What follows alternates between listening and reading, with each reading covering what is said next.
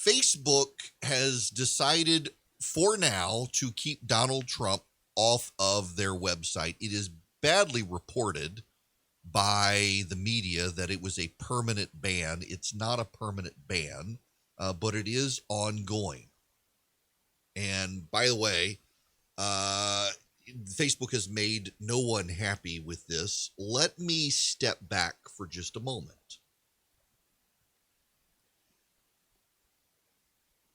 Facebook set up an oversight board that essentially will operate as a Supreme Court for Facebook. So when someone is banned from Facebook, that person can appeal to this court. It has a number of free speech advocates from around the world. It's not just a U.S. thing. And they operate as a Supreme Court, and they make the decision. Well, let me just read you some of this from the Washington Post so you set the stage here. Facebook tried to pass the buck on the former president, Donald Trump, but the buck got passed right back. For several years, Facebook chief executive Mark Zuckerberg has pushed the idea that he and his company shouldn't be in the position of creating the rules of the road to govern the personal expression of billions of people. He went so far as to dedicate $130 million to fund an independent panel of outside experts to which the company could outsource the thorniest decisions of what types of content and voices should be allowed to stay up. When the company banned Donald Trump on January 6th for social media posts encouraging the mob that stormed the U.S. Capitol, Zuckerberg turned the hard decision over to that newly formed independent panel, the Oversight Board, for review, hoping it would make the final determination. But on Wednesday, the 20-member panel punted the decision back to Facebook, recommending the company decide within 6 months whether to permanently ban or restore Trump's account. He is currently suspended indefinitely, a one-off penalty outside Facebook's usual rules.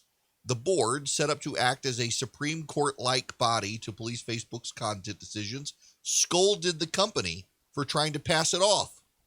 Here's the quote. In applying a vague, standardless penalty and then referring this case to the board to resolve, Facebook seeks to avoid its responsibilities. The board declines Facebook's requests and insists that Facebook apply and justify a defined penalty. Ouch! A lot of the president's supporters assumed he would get back on Facebook, and I want to stake out my position very firmly here. I think it was right at the time to suspend the president's accounts from social media. I do. I realize many of you disagree.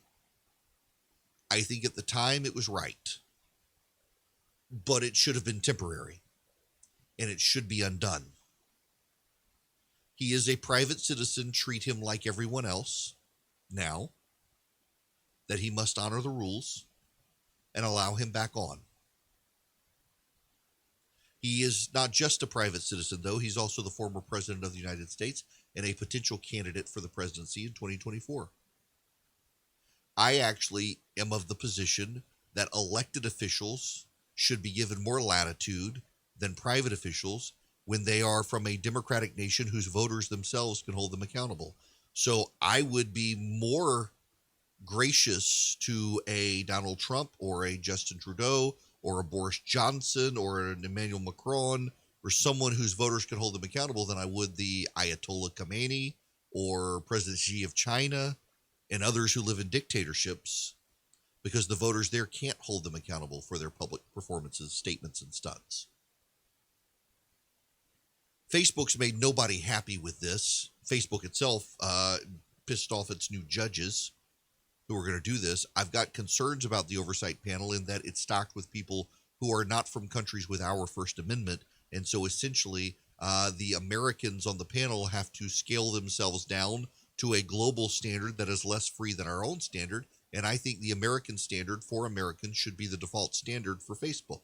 I think it was a mistake in how this was set up. I have written about that. I've made my voice known, but Facebook went with it. And now the Oversight Board has punted it back. They've upheld it for now. This is not a permanent ban. But we're also in this weird position where the Democrats think that Donald Trump obviously should be permanently banned, and Republicans think he obviously should never have been banned. And so Facebook is making everyone mad there as well. There's just no winning. I personally think that Facebook should take the position of saying no one gets banned unless they're actually out there advocating violence individually targeted towards individuals, or they're neo-Nazis advocating Nazism or something like that. But make it as broad as possible for people. And if you don't like it, you can block those people's accounts. You don't have to follow those people's accounts and the like. When these companies get into the regulation of speech, there's a no-win situation from them. Facebook tried to turn it into a win by saying we're going to have this global body that's going to take care of it, do it, and navigate it for us. And even the global body saying nothing doing. Jonathan Turley over at Fox has an opinion piece. He says, one of my favorite trial accounts is from Ireland, where an Englishman accused an Irishman of stealing a pair of boots. The guilt of the defendant was absolutely clear, but the Irish jury could not get itself to rule for the Englishman. Instead, it acquitted the Irishman, but added a line, we do believe O'Brien should give the Englishman back his boots. Case closed. Few people thought that after expanding the censorship of political figures like Trump for years, Facebook could even summon the courage to declare itself wrong in the ban first imposed. Instead, the board ruled that it was absolutely right to suspend Trump, but it may want to reconsider the permanent ban, given the absence of any objective standard to support it. It may be too harsh to expect anything from a board that literally monitors one of the world's largest censorship programs. Facebook, Twitter, and other companies now openly engage in what they like to euphemistically call content modification. The decision reflects the convoluted logic of the Censor's Free Speech Review Board. The company and the board start from the assumption that it can and should censor views deemed misinformation or dangerous. The starting position, therefore, is that censorship is justified and that content neutrality is dangerous. Jonathan Turley is right on that. Listen, this is Facebook's platform. Facebook is a private entity. It gets to decide who uses it, and you don't have to use Facebook. Of all of the companies, of all the big tech companies, the two that you can most easily end in your life are Facebook and Apple. With Apple, you just stop buying their devices and they're out of your life. You'll deal with inferior devices from Android and Windows machines that aren't nearly as good, robust, or well-made, but you can get rid of Apple if you want. Shut up, Charlie. My producer is not an Apple fan. He's wrong about a lot. You can get rid of Facebook. You don't have to use Facebook. You don't have to use Instagram.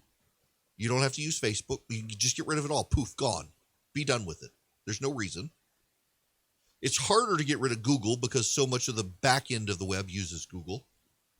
And if you get rid of Apple, you can't really get rid of Google if you want some sort of smart device. Many devices use the Android operating system underneath. Really hard to get rid of Amazon. You don't just go to Amazon.com to shop. Many of the websites you go to actually run their websites off of Amazon servers. It's very hard to get Amazon out of your life. But you don't have to use Facebook. That being said, I do think we're missing some of the nuances here with Facebook. It is far more open to having conservatives on the platform than Twitter. It is far less likely to ban you or take stuff down. Facebook very famously stood for the blue-collar guy up in New York who put up the video of Nancy Pelosi and slowed down her speech, made it sound like she's having a stroke or something. They refused to take it down. They got excoriated by everyone from Hillary Clinton to Barack Obama for refusing to take down that video, and they said, nope, it didn't run afoul of the rules. That's one thing I think conservatives miss in the big tech is bad conversation is that they're not all the same. Twitter is far more pernicious than Facebook. But ultimately, it's their platform. And they don't have to have you there if they don't want you there. And the president, with his statements on January 6th, given what happened that day, something we really hadn't seen in modern times in this country, they decided they needed to suspend his account. They should let him back in now. I fundamentally, vehemently believe it's time to let him back in. I don't disagree with their original decision. But time heals all wounds. And there are those on the left who believe President Trump should have no platform. And these are the very same people going to his new website on a daily basis and putting up screenshots of all the stuff he's saying. Because the media is obsessed with Donald Trump.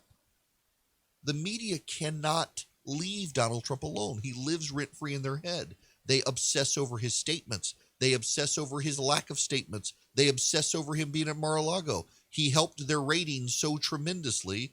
He lives rent-free in their head. There's no way around it. He's got to do something. He's got to make an appearance. And if he doesn't make an appearance, they cover his lack of appearance. But that's separate from him and his statements and his existence online. I think it's very funny that Facebook set up this oversight board, passes the buck to them, and they say, nope, you're not passing it to us. We were fine with what you did, but now you need to justify the permanence of the ban. I guess if Facebook doesn't justify the permanence of the ban, the oversight board will say, well, you got to let him back on. And I think they would be right to do so. I think Mark Zuckerberg, is demonized by a lot of people on the left because he's not truly one of them. Mark Zuckerberg is not a progressive. So he's demonized by the left because they think they should control Facebook, and they know ultimately they don't. Conservatives vilify Mark Zuckerberg because they think he is a progressive, and they certainly know that many of the people at Facebook are progressive, including Sheryl Sandberg, who kind of runs a lot of the day-to-day stuff there. And so they're deeply hostile to Facebook from the right because of the wokes who work at Facebook. Facebook is in a very difficult position.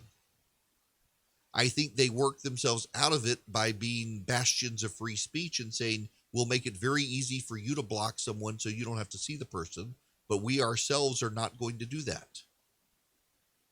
And prioritize their algorithm as they have been doing so that it focuses on your friends and family network more so than the groups that you join.